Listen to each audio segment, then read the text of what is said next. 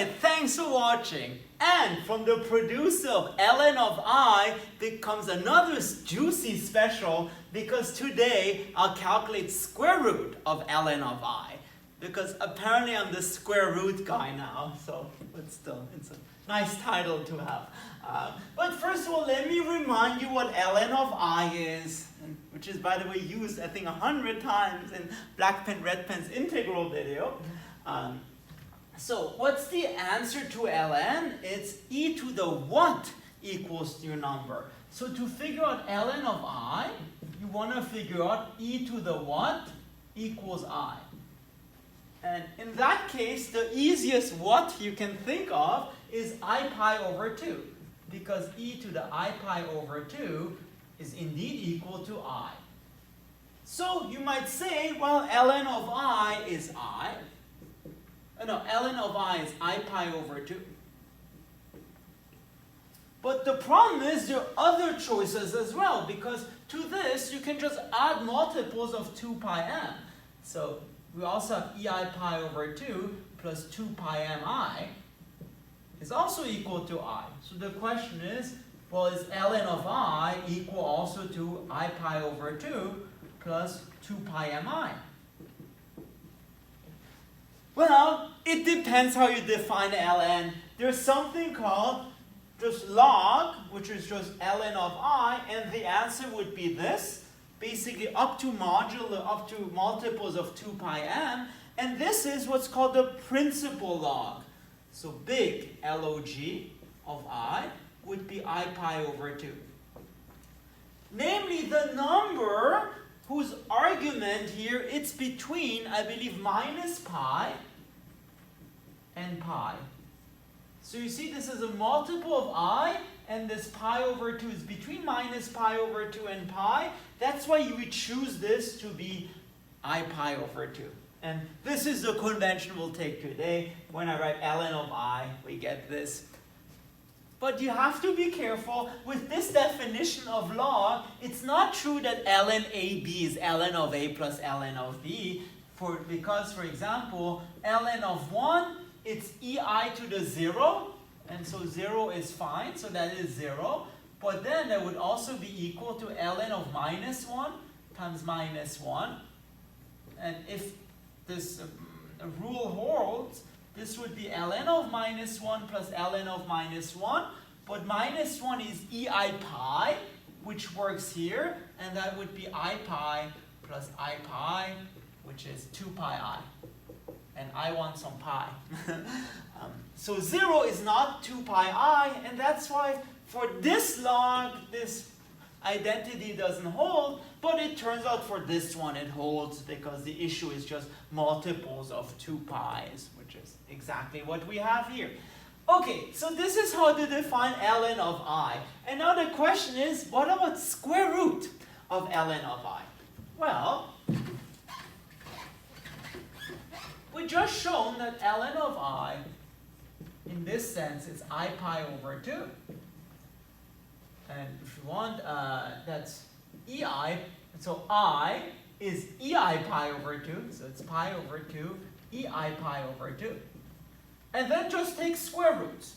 So we have square root of that. And this becomes square root of pi over 2. And here, so turns out we have other choices as well. So we have ei square root of this, which becomes pi over 4. So ei pi over 2 to the 1/2, which is square root of pi over 2, ei pi over 4. So one answer would be square root of ln of I is this junk, which is really square root of pi over 2, cosine of pi over 4, plus I sine of pi over 4,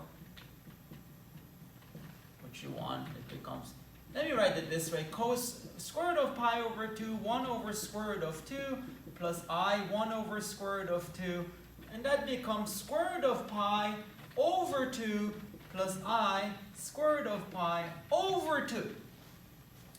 So that would be one way of saying square root of ln of I, but then we have another issue, because this you can also write it in terms of multiples of 2 pi. So then square root of ln of I, it's then would be equal also to square root of pi over 2, and then square root of ei pi over 2 times ei 2 pi m. And then technically it would be equal to square root of pi over 2 e to the I pi over 4, just like that. But square root of e to the 2 pi m, it's e to the pi m, e to the I pi m, which is square root of pi over 2 e to the, if you want, let's think of it in terms of angles, pi over 4 plus pi m. And which brings us again to an argument about principal square roots. So this thing, essentially, because this is just plus or minus 1, the question is it square root of pi over 2 ei pi over 4, or square root of pi over 2 e to the I 5 pi over 4? And it turns out, so for general square roots, you would take just multiples of pi m, so both would be valid. But if you want the principal square root, just take the one whose argument is closest to 0. So here, because we have square roots, take the one whose argument is between 0 and pi. So we want this angle to be between 0 and pi. Strictly excluded.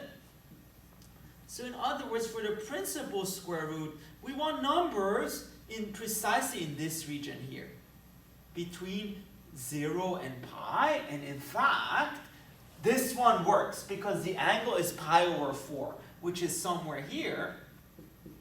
But the other one doesn't work because we have the angle, it's 5 pi over 4. And this is for square roots. The question is, what about for cube roots? Then it turns out we have 3 different regions, like between 0 and 2 pi over 3, 0 and 4 pi over 3, maybe somewhere here, and 4 pi over 3 up to 2 pi. And for cube root, if you want to pick this principal cube root, pick the one between 0 and 2 pi over 3. And you see, now you see a pattern for the principal nth root. You pick the angle between 0 and 2 pi over n, which reduces to this thing here. And just like for log, we have just the square root and the principal square root. And also here it turns out that if you just take the principal square root, we don't have that square root of ab, it's square root of a times square root of b. For example, let me give you an example of this. So, for example, we have square root of 1. In that case, it is 1. The angle is 0, so we have no problem here. The question is it equal to the square root of minus 1 times the square root of minus 1? No, not really, because the square root of minus 1, that's like ei pi over 2. So basically, ei pi over 2, which is I, and times I, that would be minus 1. It's not possible, but I think up to modulo of angles of, I think, 2 pi over n, that would be true. But in general, no. Alright, I hope you like this little square root extravaganza. And if you want to see more math, please make sure to subscribe to my channel. Thank you very much.